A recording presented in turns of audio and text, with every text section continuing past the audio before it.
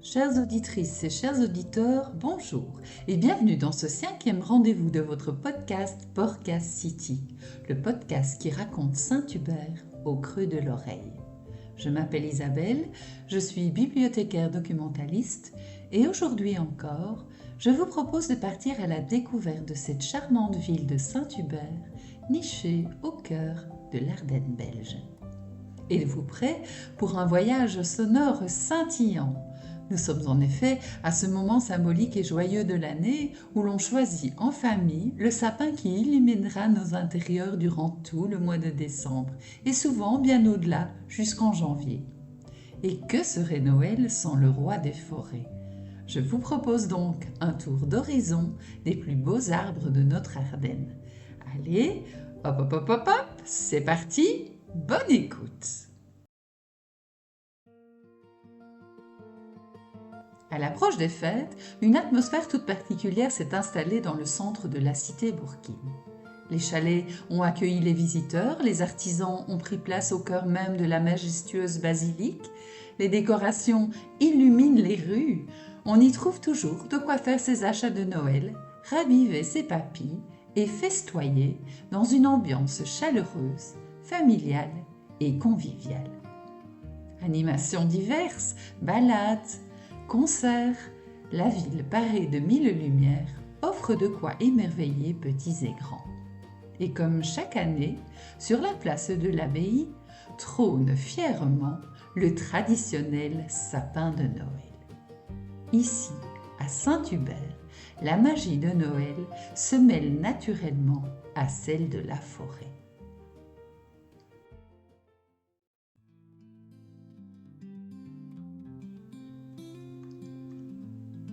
Le sapin de Noël est bien plus qu'un simple arbre décoré. Il symbolise la vie, l'espoir et la lumière.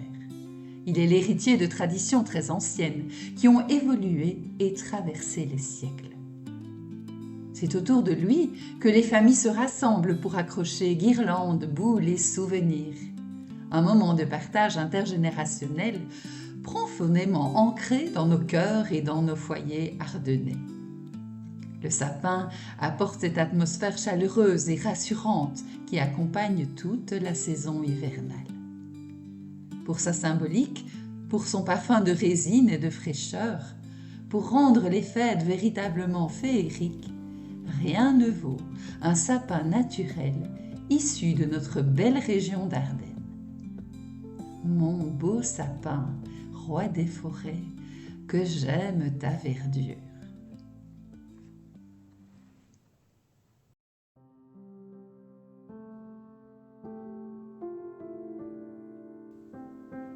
Si tant de sapins de Noël sont cultivés en Ardennes, ce n'est pas un hasard. Notre région répond parfaitement aux conditions nécessaires à leur bonne croissance. À l'origine, l'Ardenne était recouverte de forêts de feuillus très denses. Ce sont probablement les tribus germaniques arrivées en Belgique au 5e et 6e siècle qui ont introduit les conifères. Avec le temps, l'homme a massivement défriché la forêt afin de gagner des terres agricoles et d'élevage. Au XIXe siècle, ces terres furent progressivement abandonnées à la suite de l'exode rural. Les provinces et l'État, soucieux de reboiser les friches de la province de Luxembourg et également du sud de la province de Namur, encouragèrent alors la reconversion de ces terres en plantations forestières, notamment d'épicéas communs. Les premiers reboiseurs, qui tiraient profit de la vente du bois, créèrent ainsi les premières pépinières forestières. Après la Première Guerre mondiale, la tradition du sapin de Noël s'intensifie encore. Certains décident alors d'en faire une véritable activité professionnelle. Aller simplement couper un arbre en forêt, comme on le faisait autrefois, ne suffisait plus. Il fallait désormais produire des sapins de qualité en quantité, selon des normes strictes de respect de l'arbre, de la terre et de l'environnement. Une spécialité typiquement ardennaise était née. Aujourd'hui, en Wallonie, les producteurs de sapins sont nombreux et regroupés au sein de l'Union ardennaise des pépiniéristes. À eux seuls, ils représentent près de 95% de la production wallonne. Fleuron des productions ornementales, le secteur du sapin de Noël produit chaque année entre 3 et 4 millions d'arbres, donc environ 80% sont exportés. Vous l'aurez compris, un sapin parcourt souvent de nombreux kilomètres avant d'illuminer un salon. La culture du sapin de Noël se concentre principalement dans la province de Luxembourg, sur environ 3100 hectares. On y trouve majoritairement le sapin de Nordman à près de 80%, mais aussi l'épicéa commun, le sapin de Fraser et d'autres variétés comme le sapin noble, l'épicéa du Colorado ou encore l'omorica. Cette culture, pratiquée essentiellement en zone agricole, est considérée comme une activité horticole à part entière. Elle représente un secteur économique important et mobilise une main-d'œuvre tout au long de l'année. Production des plants, plantation, taille, désherbage, marquage, coupe et expédition.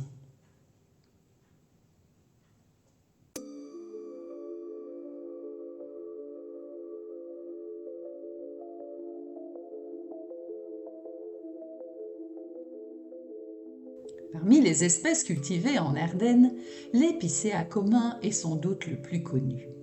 Pendant longtemps, il a été le sapin de Noël le plus acheté. Sa forme pyramidale, son feuillage dense et son parfum inimitable en font un arbre emblématique des fêtes. Mais depuis quelques années, le sapin de Nordman a conquis les salons.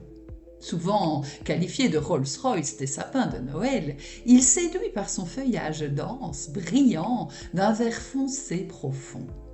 Ses aiguilles souples et douces, sa silhouette harmonieuse et sa grande résistance permettent une installation plus précoce dans la maison. Pas de doute, chacun peut trouver son bonheur dans la production locale ardennaise.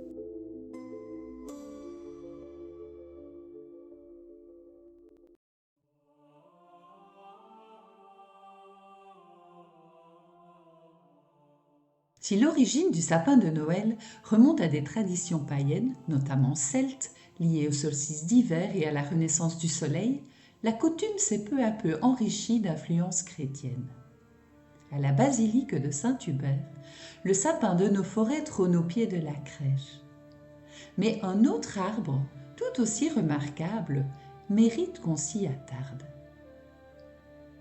Il y a quelques années encore, à la lisière de la forêt domaniale de Saint-Michel, se dressait un être imposant. Situé le long d'une ancienne route de pèlerinage reliant Saint-Hubert à Liège, on l'appelait l'arbre des pèlerins ou encore le hêtre du vieux bon Dieu. C'était la dernière halte avant la basilique. On s'y reposait, on y priait, on y déposait des offrandes, des croix, des objets de piété. Certains, victimes de maux divers, y plantaient de longs clous dans l'espoir d'être soulagés. Devenu trop dangereux en raison de son âge et de sa proximité avec la route, l'arbre dut être abattu. En 1977, à la demande de l'abbé Fisson, doyen de Saint-Hubert, une partie de son tronc fut transportée dans la basilique et placée dans une des chapelles déambulatoires, la chapelle des Émaux. Lorsque le bois fut débité, quelques années plus tard, les ouvriers de la ville firent une découverte stupéfiante.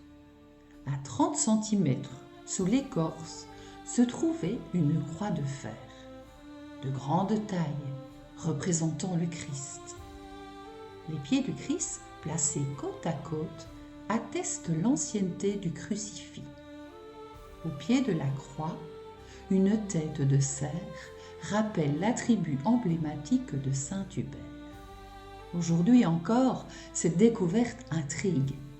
Quand ce Christ a-t-il été placé dans cet arbre? Quel était l'âge du hêtre? Qui est l'auteur de cette croix? Quelle est son origine? Mais quelle belle histoire que cet arbre qui, en croissant et augmentant le volume de son tronc, a véritablement avalé le Christ. Le Christ du être du vieux bon Dieu est devenu une curiosité de la basilique que je vous invite à découvrir.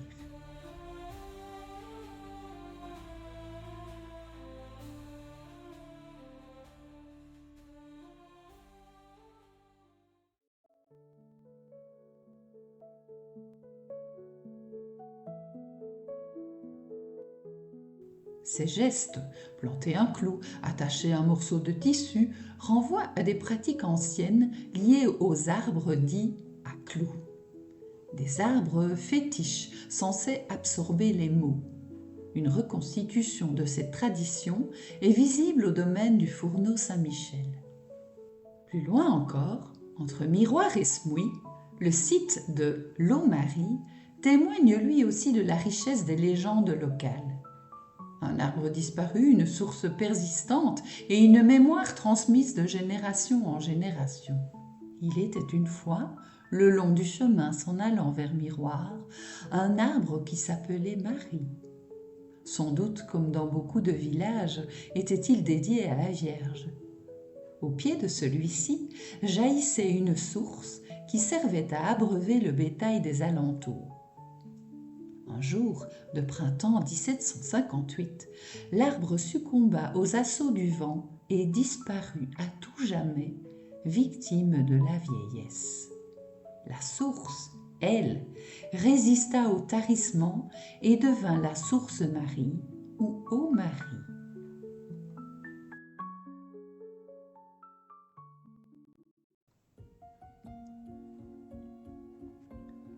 Voir aujourd'hui raconter ces histoires d'arbres est un véritable cadeau.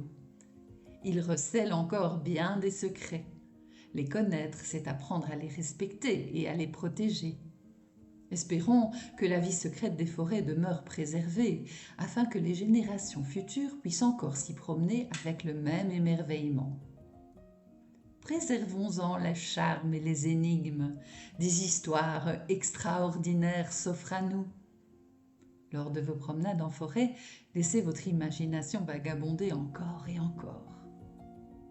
En cette fin d'année à Saint-Hubert, qu'il soit sobre ou fastueux, traditionnel ou audacieux, nos sapins prennent de la hauteur. Si ce n'est déjà fait, venez choisir votre sapin directement en Ardennes et profitez-en pour vous offrir une balade en forêt. Un marché de Noël ou une dégustation de produits du terroir dans l'un des établissements chaleureux de notre jolie ville. Je vous souhaite un très joyeux Noël et une excellente année. Retrouvez toutes les informations pratiques dans la description de cet épisode et sur la page Facebook du tiers-lieu de la ville.